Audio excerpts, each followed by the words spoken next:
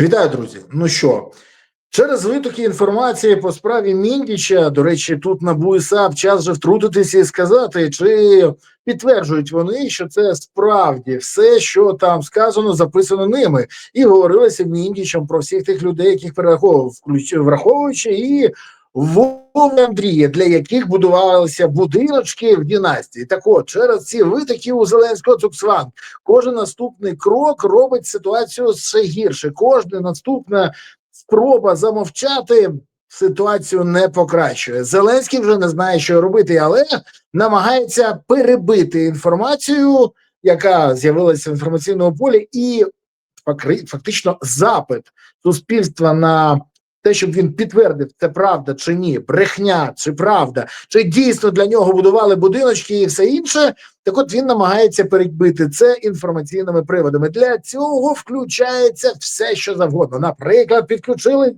колишню стюардесу Єрмака, а тепер прем'єр-міністра України Юлію Свериденко. Військовий стан інколи вимагає обмеження прав і свобод, заявляє вона. Ну, цікаво, це про обмеження права на свободу слова та обмеження на протести проти корупції? Чи про що? Чи на те, що її брат може виїхати з України, а інші брати не можуть? Теж цікава ситуація, бо щось нічого я не чув про обмеження права корупціонерів міндічити бабло і займатися корупцією, а от спроби корупціонерів обмежити незалежність НАБУ і САП бачив. Хоча і прем'єр-міністерка бачила, бо вона саме тоді підтримала ті обмеження. І це так мі-мі-мі, одночасно з цим з'являється ще одне інформаційне повідомлення. СБУ та Генпрокуратура оголосили нову підозру Ігорю Коломойському. Про це повідомило Суспільне.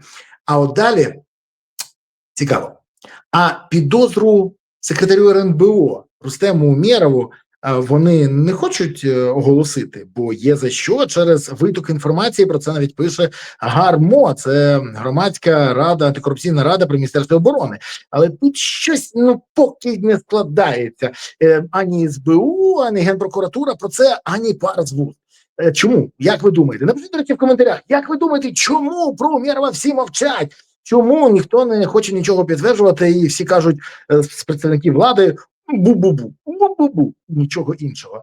До речі, все ж таки час і НАБУ щось сказати, що дійсно підтверджуємо або ні, не підтверджуємо. І якщо підтверджують, то пояснити, чому і досі не отримав підозру Рустем Умєров. Хоча, може, через те, що і Андрій Єрмак. Тут взагалі дуже цікава історія, бо на керівника НАБУ, як ми знаємо, є дещо. Наприклад, те, що він порушив закон, фальсифікував, скажімо так, ситуацію для того, щоб уникнути покарання при скупці голосів для партії «Батьківщина» на виборах, і зробив так, що в нього, мабуть, 3 дітей. А потім зробив так, що двоє. Уникнув покарання, і як світла людина тепер бореться з корупцією. Мабуть, не все так добре і не все так світло. Так от, на цьому не зупиняються, бо мовчать. А чому? Дуже хочеться почути від НАБУ, саме від НАБУ, чи вважають вони за потрібне вручити підозру Умєрову. Якщо ні, то чому? Тому що дуже цікаво, дуже. Але це феєрично.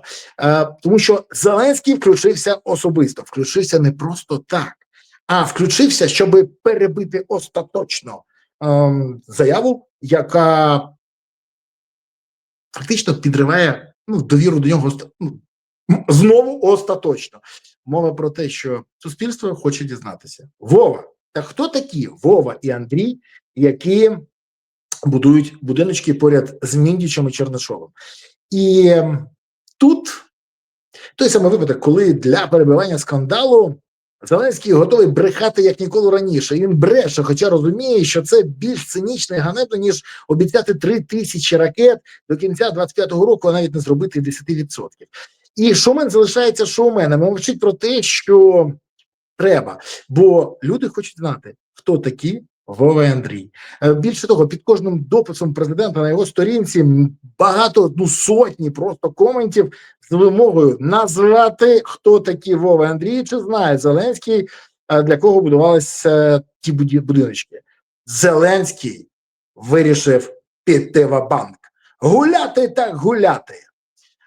Каже, що вже цього року треба розпочати поетапну демобілізацію тих, кого мобілізували раніше. Так, це Зеленський. Це той та сама людина, яка десь з півроку, рік тому, на запитання в Верховній Раді, так коли буде демобілізація, сказала, коли переможемо Путіна, тоді всіх демобілізують. Все. Але не сказала, як ми переможемо, за рахунок чого, за який час. То якщо каже, що вже з цього року треба розпочати поетапну демобілізацію, то значить ми цього року вже перемагаємо Путіна. Володимир Олександрович, підтримайте ж нашу довіру до вас і розкажіть, як це буде відбуватися. Чи ви просто бречете для того, щоб відволікти увагу? Бо наступна ваша заява ще смішніша. Доручив забезпечити запровадження контрактів для наших хлопців-піхотинців з виплатами в межах 250-400 тисяч гривень, залежно від виконання бойових завдань. Я за те, щоб хлопцям дійсно платили. Від 400, як мінімум. Бо вони ризикують, до речі, не тільки хлопцям, а й дівчатам теж. Бо вони ризикують своїм життям. Ризикують життям, здоров'ям в ім'я України. І поки хтось міндічить мільярди, наші хлопці отримують і далі зарплатню, яка не відповідає їх ризикам. І тут найцікавіше, бо людей немає. І саме Зеленський зірвав мобілізацію, і саме через це людей немає.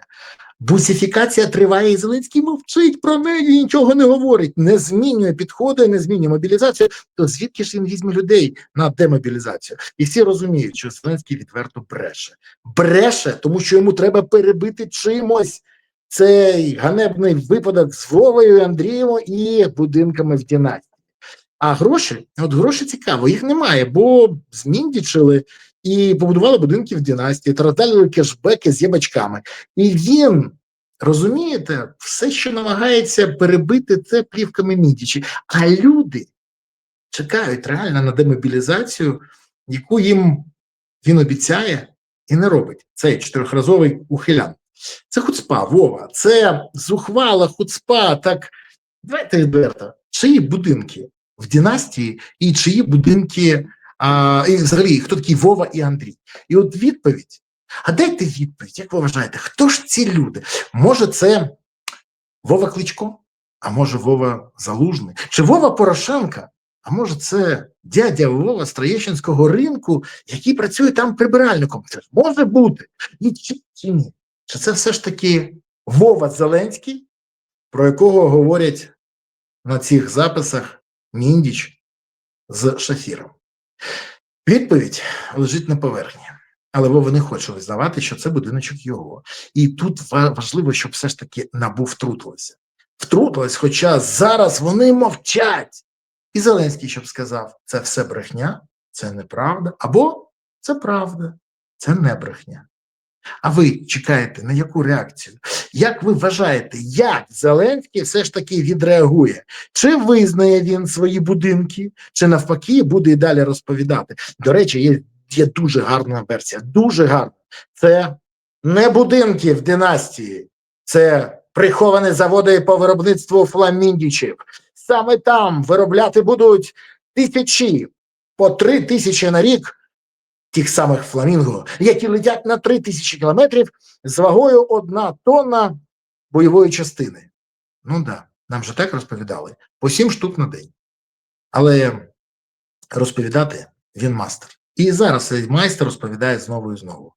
Але тепер, коли не буде зроблена демобілізація, яку він обіцяє, тому що для цього треба змінити підходи, а він не хоче і не робить цього, і не займається мобілізацією, коли не будуть підняти зарплати, або взагалі проімітують, скажуть там, от ті людині підняла, а інша от підіймуть. Тоді цікаво, як він буде реагувати. Ніяк. Як мовчить про 3000 ракет, які не виконав. Як мовчить про українську вакцину від ковід, яку обіцяв і не надав. Як мовчить про блекаути в Москві, про які казав і нічого не зробив. Бо шоумен робить шоу для того, щоб і далі триматися за владу. А Україні потрібен президент. Президент, а не шоумен. І Зеленському час це зрозуміти. І, до речі, час йому сказати, так хто такі Вова і Андрій, для яких будуються будиночки в династії? Напишіть в коментарях, як ви вважаєте, хто це? Дякую, що дивилися, дякую, що підписалися, дякую, що поставили вподобайки, прокоментували, поширили це відео. Це окрема подяка. Але найголовніше, дякую за те, що ви підтримуєте Збройні Сили України, за те, що донатите на ЗСУ, за те, що допомагаєте ЗСУ, за те, що підтримуєте ЗСУ і приєднуєте ЗСУ. Це найголовніше. Дякую вам за це. Бо поки є ЗСУ, Україна є майбутнє. Якщо не буде ЗСУ, не буде не лише майбутнього, України не буде. Тож гуртуємось навколо потреби і інтересів ЗСУ, щоб у України все ж таки було гідне майбутнє. Дякую вам, Па-па.